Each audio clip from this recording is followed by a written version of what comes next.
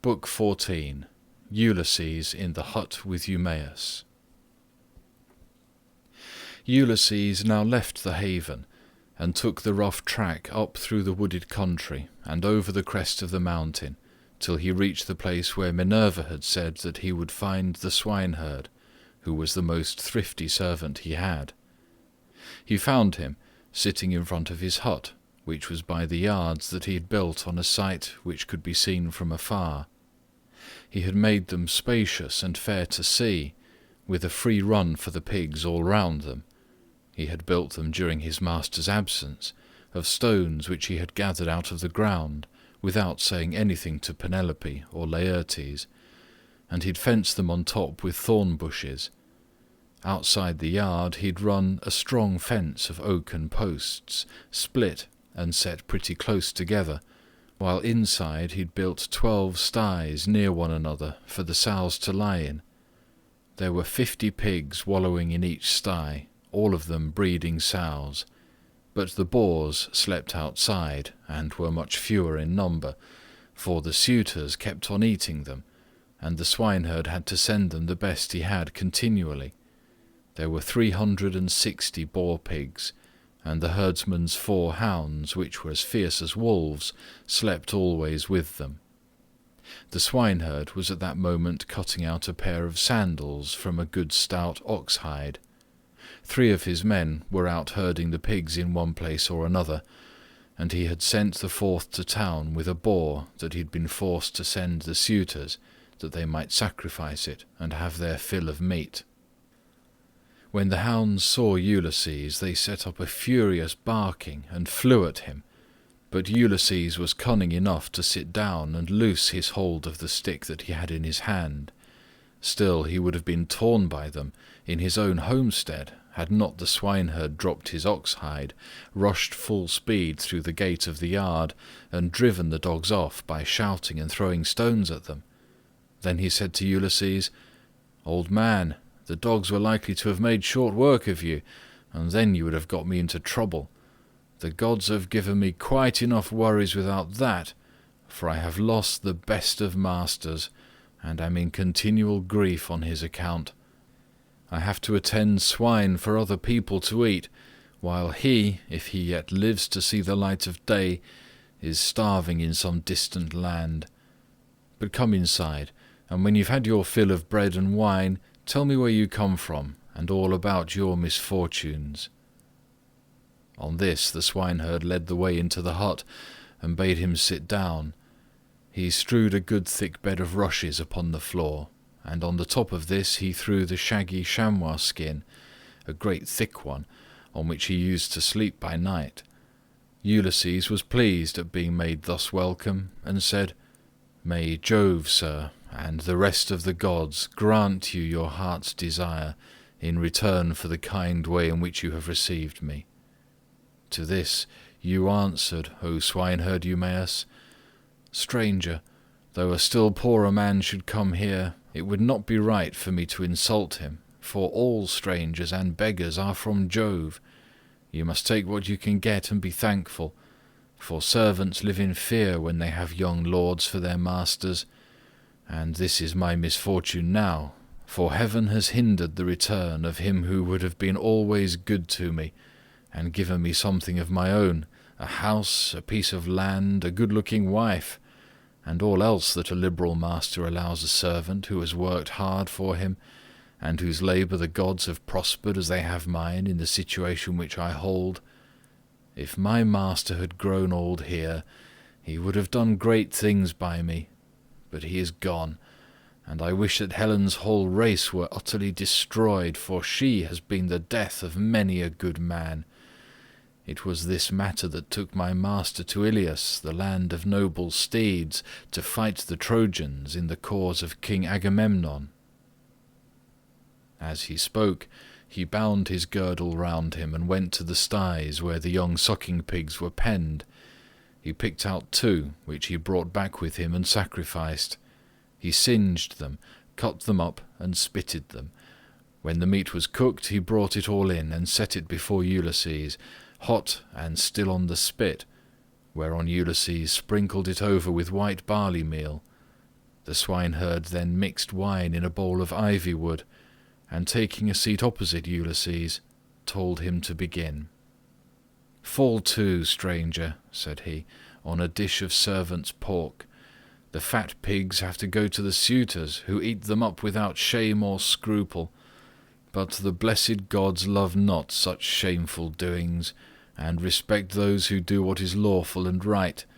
Even the fierce freebooters who go raiding on other people's land, and Jove gives them their spoil, even they, when they have filled their ships and got home again, live conscience-stricken, and look fearfully for judgment.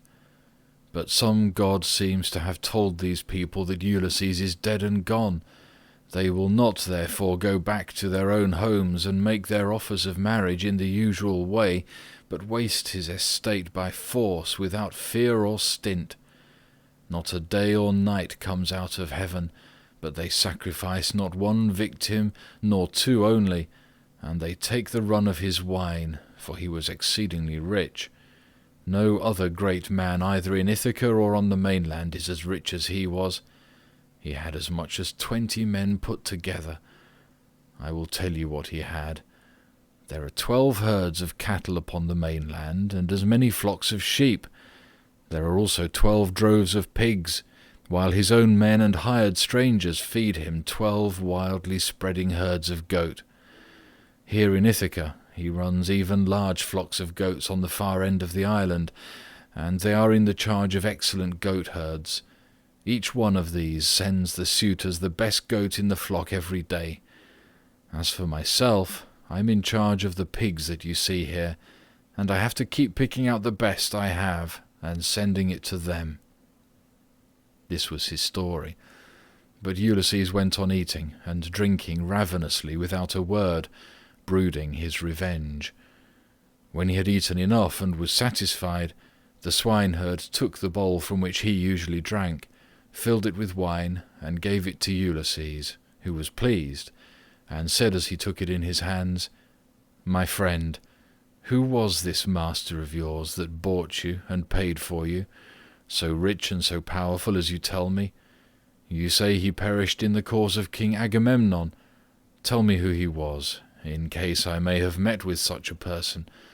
Jove and the other gods know, but I may be able to give you news of him, for I have travelled much." Eumaeus answered, "Old man, no traveller who comes here with news will get Ulysses' wife and son to believe his story.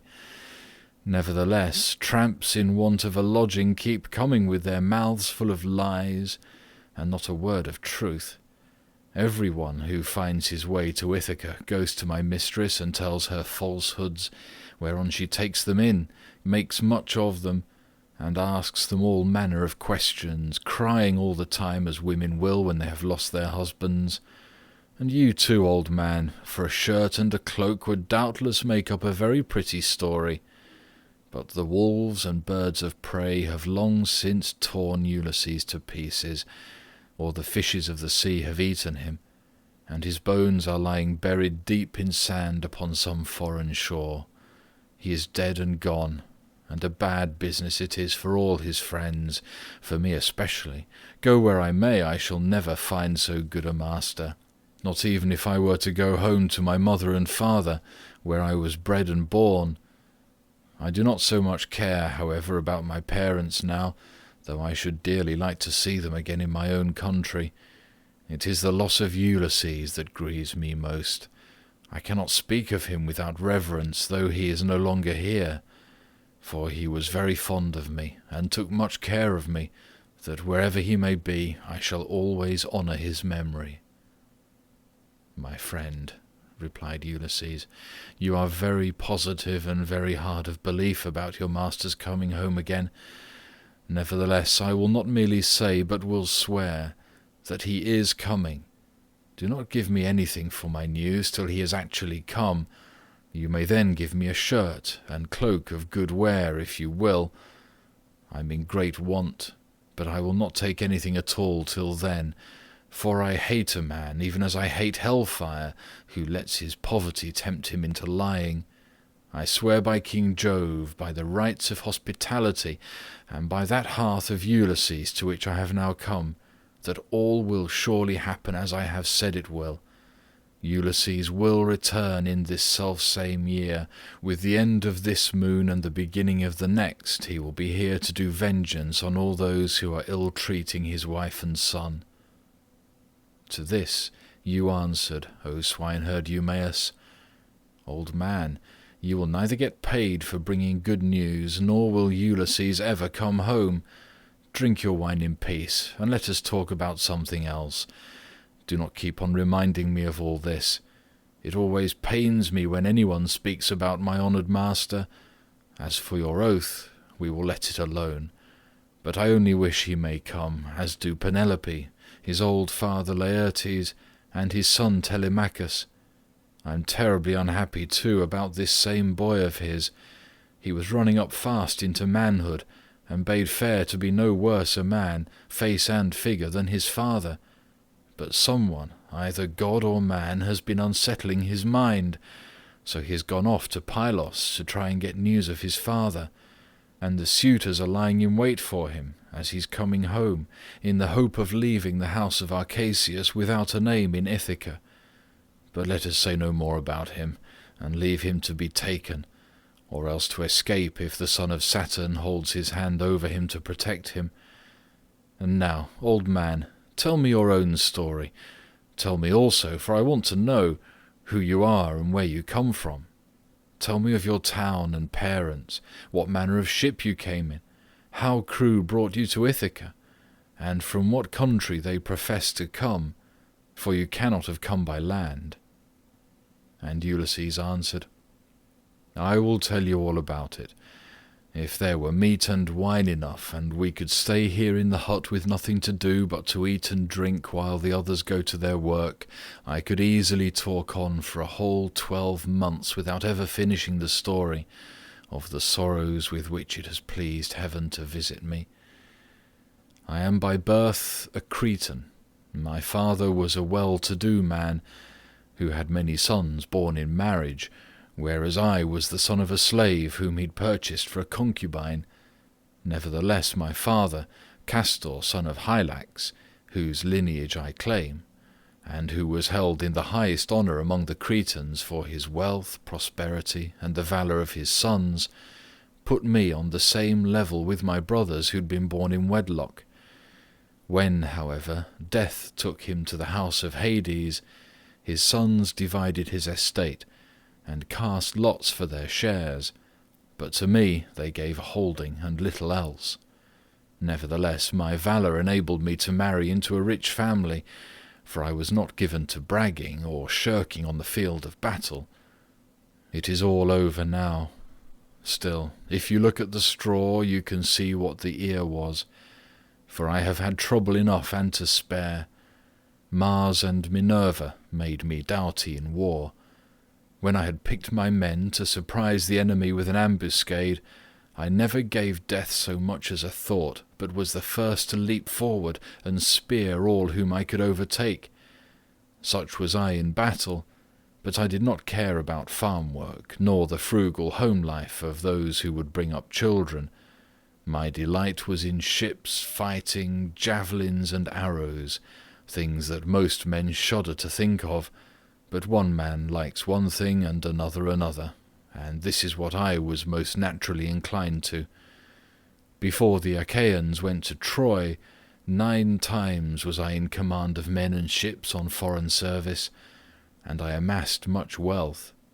I had my pick of the spoil in the first instance, and much more was allotted to me later on. My house grew apace, and I became a great man among the Cretans, but when Jove counselled that terrible expedition, in which so many perished, the people required me and Idomeneus to lead their ships to Troy, and there was no way out of it, for they insisted on our doing so. There we fought for 9 whole years, but in the 10th we sacked the city of Priam, and sailed home again as heaven dispersed us. Then it was that Jove devised evil against me. I spent but 1 month happily with my children, wife and property, and then I conceived the idea of making a descent on Egypt, so I fitted out a fine fleet and manned it. I had 9 ships, and the people flocked to fill them. For 6 days I and my men made feast, and I found them many victims both for sacrifice to the gods and for themselves.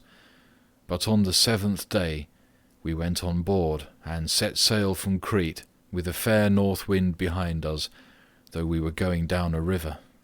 Nothing went ill with any of our ships, and we had no sickness on board, but sat where we were and let the ships go as the wind and steersman took them. On the 5th day we reached the river Aegyptus. There I stationed my ships in the river, bidding my men stay by them and keep guard over them, while I sent out scouts to reconnoitre from every point of advantage. But the men disobeyed my orders, took to their own devices, and ravaged the land of the Egyptians, killing the men and taking their wives and children captive. The alarm was soon carried to the city, and when they heard the war cry, the people came out at daybreak, till the plain was filled with horsemen and foot soldiers, and with the gleam of armour. Then Jove spread panic among my men, and they would no longer face the enemy, for they found themselves surrounded. The Egyptians killed many of us, and took the rest alive to do forced labour for them. Jove, however, put it in my mind to do thus, and I wish I had died then and there in Egypt instead, for there was much sorrow in store for me. I took off my helmet and shield, and dropped my spear from my hand. Then I went straight up to the king's chariot, clasped his knees, and kissed them, whereon he spared my life, bade me get into his chariot, and took me weeping to his own home. Many made at me with their ashen spears, and tried to kill me in their fury, but the king protected me, for he feared the wrath of Jove, the protector of strangers, who punishes those who do evil. I stayed there for 7 years, and got together much money among the Egyptians, for they all gave me something. But when it was now going on for 8 years, there came a certain Phoenician, a cunning rascal, who had already committed all sorts of villainy, and this man talked me over into going with him to Phoenicia, where his house and his possessions lay. I stayed there for a whole 12 months, but at the end of that time, when months and days had gone by till the same season had come round again, he set me on board a ship bound for Libya, on a pretence that I was to take a cargo along with him to that place, but really that he might sell me as a slave and take the money I fetched. I suspected his intention, but went on board with him, for I could not help it. The ship ran before a fresh north wind, till we had reached the sea that lies between Crete and Libya. There, however, Jove counselled the destruction, for as soon as we were well out from Crete, and could see nothing but sea and sky, he raised a black cloud over our ship, and the sea grew dark beneath it. Then Jove let fly with his thunderbolts, and the ship went round, and was filled with fire and brimstone as the lightning struck it. The men fell all into the sea. They were carried about in the water round the ship, looking like so many seagulls. But the god presently deprived them of all chance of getting home again. I was all dismayed. Jove, however, sent the ship's mast within my reach, which saved my life, for I clung to it and drifted before the fury of the gale. 9 days did I drift, but in the darkness of the 10th night a great wave bore me on to the Thesprotian coast.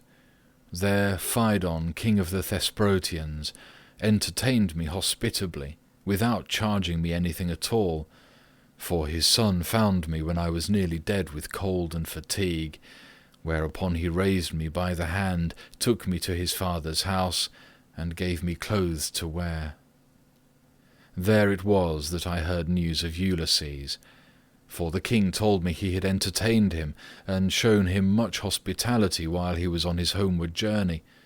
He showed me also the treasure of gold and wrought iron that Ulysses had got together. There was enough to keep his family for 10 generations, so much had he left in the house of King Phaedon. But the king said Ulysses had gone to Dodona, that he might learn Jove's mind from the god's high oak tree, and know whether, after so long an absence, he should return to Ithaca openly, or in secret. Moreover, the king swore in my presence, making drink offerings in his own house as he did so, that the ship was by the waterside, and the crew found, that should take him to his own country. He sent me off, however, before Ulysses returned, for there happened to be a Thesprotian ship sailing for the wheat-growing island of Dulichium, and he told those in charge of her to be sure and take me safely to King Acastus. These men hatched a plot against me that would have reduced me to the very extreme of misery. For when the ship had got some way out from land, they resolved on selling me as a slave. They stripped me of the shirt and cloak that I was wearing, and gave me instead the tattered old clouts in which you now see me. Then, towards nightfall, they reached the tilled lands of Ithaca, and there they bound me with a strong rope fast in the ship, while they went on shore to get supper by the seaside. But the gods soon undid my bonds for me, and having drawn my rags over my head, I slid down the rudder into the sea, where I struck out and swam till I was well clear of them, and came ashore near a thick wood in which I lay concealed. They were very angry at my having escaped, and went searching about for me, till at last they thought it was no further use, and went back to their ship. The gods, having hidden me thus easily, then took me to a good man's door, for it seems that I am not to die yet a while. To this you answered, O swineherd Eumaeus, Poor unhappy stranger, I have found the story of your misfortunes extremely interesting, but that part about Ulysses is not right, and you will never get me to believe it. Why should a man like you go about telling lies in this way? I know all about the return of my master. The gods, one and all of them, detest him, or they would have taken him before Troy, or let him die with friends around him when the days of his fighting were done.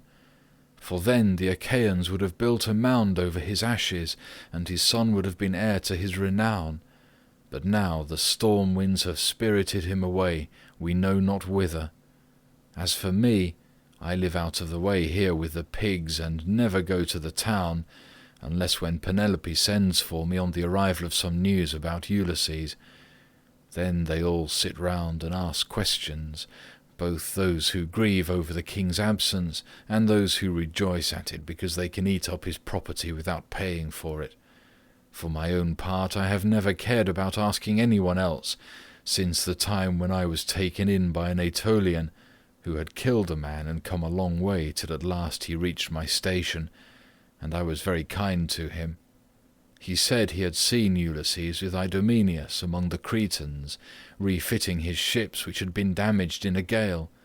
He said Ulysses would return in the following summer or autumn with his men, and that he would bring back much wealth. And now you unfortunate old man, since fate has brought you to my door, do not try to flatter me in this way with vain hopes. It is not for any such reason that I shall treat you kindly, but only out of respect for Jove, the god of hospitality, as fearing him and pitying you. Ulysses answered, I see that you are of an unbelieving mind. I have given you my oath, and yet you will not credit me. Let us then make a bargain, and call all the gods in heaven to witness it. If your master comes home, give me a cloak and shirt of good wear, and send me to Dulichium, where I want to go. But if he does not come, as I say he will, set your men on to me, and tell them to throw me from yonder precipice, as a warning to tramps not to go about the country telling lies. And a pretty figure I should cut then, said Eumaeus, both now and hereafter, if I were to kill you after receiving you into my hut and showing you hospitality. I should have to say my prayers in good earnest if I did. But it is just supper time, and I hope my men will come in directly that we may cook something savoury for supper." Thus did they converse, and presently the swineherds came up with the pigs, which were then shut up for the night in their sties, and a tremendous squealing they made as they were being driven into them. But Eumaeus called to his men and said, "Bring in the best pig you have, that I may sacrifice him for this stranger, and we will take toll of him ourselves. We have had trouble enough this long time feeding pigs, while others reap the fruit of our labour." On this he began chopping firewood, while the others brought in a fine, fat, 5-year-old boar pig, and set it at the altar. Eumaeus did not forget the gods, for he was a man of good principles, so the first thing he did was to cut bristles from the pig's face and throw them into the fire, praying to all the gods as he did so that Ulysses might return home again. Then he clubbed the pig with a billet of oak which he had kept back when he was chopping the firewood, and stunned it, while the others slaughtered and singed it. Then they cut it up, and Eumaeus began by putting raw pieces from each joint onto some of the fat. These he sprinkled with barley meal, and laid upon the embers. They cut the rest of the meat up small, put the pieces upon the spits, and roasted them till they were done. When they had taken them off the spits, they threw them onto the dresser in a heap. The swineherd, who was a most equitable man, then stood up to give everyone his share. He made 7 portions. One of these he set apart for Mercury, the son of Maia, and the nymphs, praying to them as he did so. The others he dealt out to the men, man by man. He gave Ulysses some slices cut lengthways down the loin, as a mark of especial honour, and Ulysses was much pleased. "I hope, Eumaeus," he said, "that Jove will be as well disposed towards you as I am, for the respect you are showing to an outcast like myself." To this you answered, O swineherd Eumaeus, "Eat, my good fellow, and enjoy your supper, such as it is. God grants this and withholds that, just as he thinks right, for he can do whatever he chooses." As he spoke, he cut off the first piece and offered it as a burnt sacrifice to the immortal gods. Then he made them a drink offering, put the cup in the hands of Ulysses, and sat down to his own portion. Mesaulius brought them their bread. The swineherd had bought this man on his own account from among the Taphians during his master's absence, and had paid for him with his own money, without saying anything either to his mistress or Laertes. They then laid their hands upon the good things that were before them, and when they had had enough to eat and drink, Mesaulius took away what was left of the bread, and they all went to bed after having made a hearty supper. Now the night came on stormy and very dark, for there was no moon. It poured without ceasing, and the wind blew strong from the west, which is a wet quarter. So Ulysses thought he would see whether Eumaeus, in the excellent care he took of him, would take off his own cloak and give it to him, or make one of his men give him one. "Listen to me," he said, "Eumaeus and the rest of you. When I have said a prayer, I will tell you something. It is the wine that makes me talk in this way. Wine will make even a wise man fall to singing. It will make him chuckle and dance and say many a word that he had better leave unspoken. Still, as I have begun, I will go on. Would that I were still young and strong as when we had got up an ambuscade before Troy. Menelaus and Ulysses were the leaders, but I was in command also, for the other 2 would have it so. When we had come up to the wall of the city, we crouched down beneath our armour, and lay there under cover of the reeds and thick brushwood that grew about the swamp. It came on to freeze with a north wind blowing.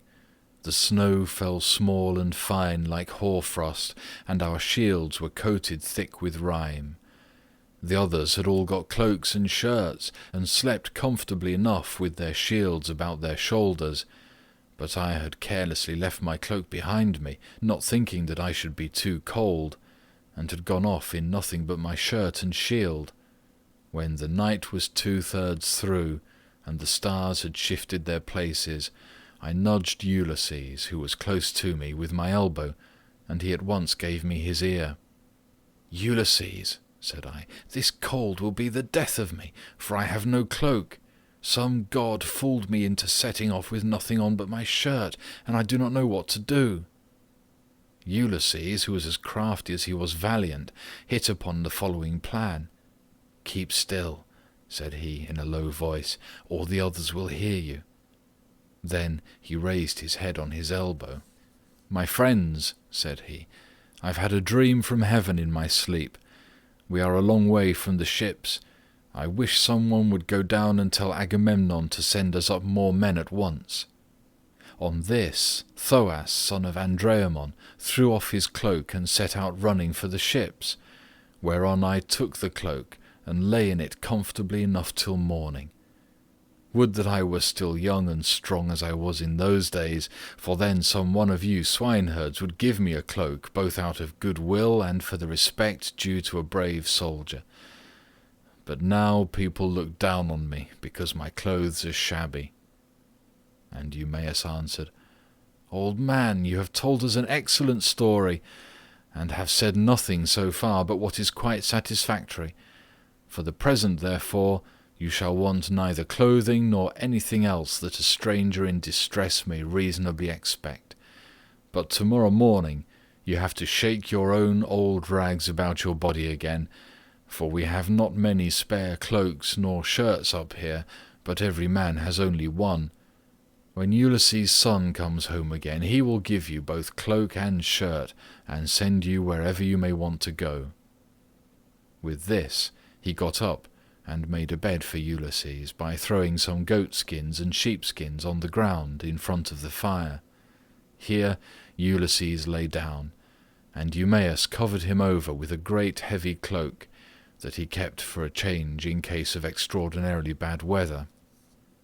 Thus did Ulysses sleep, and the young men slept beside him. But the swineherd did not like sleeping away from his pigs, so he got ready to go outside, and Ulysses was glad to see that he looked after his property during his master's absence.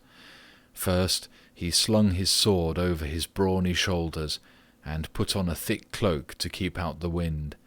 He also took the skin of a large and well-fed goat, and a javelin in case of attack from men or dogs. Thus equipped, he went to his rest where the pigs were camping under an overhanging rock that gave them shelter from the north wind. End of Book 14.